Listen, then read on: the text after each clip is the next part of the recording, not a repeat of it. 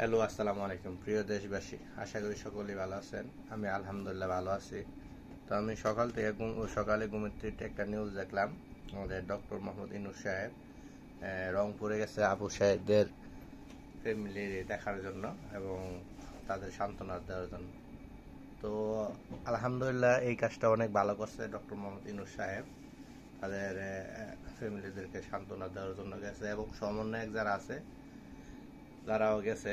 তো আমিও আমার পক্ষ থেকে আবু সাইদের ফ্যামিলি বলতে চাইতেছি যে ইনশাল্লাহ আল্লাহর রহমতে আল্লাহ তালা আবু সাইদকে জান্নাতের উচ্চ মাকাম এবং আসন দিব এবং দেশের জন্য আবু সাইদ যা করছে তার জন্য আমার পক্ষ থেকে সেলুট জানাচ্ছি।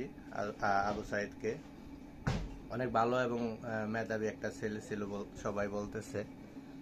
তো আলহামদুলিল্লাহ আবু সাইদের মতন আমাদের দেশে আরো সৎ এবং নেককার সন্তান জন্ম হোক এবং দেশের প্রতি যেমন ভালোবাসা থাকে সেই রকম প্রত্যেকটা ঘরে ঘরে সন্তান জন্ম হওয়ার দরকার আছে।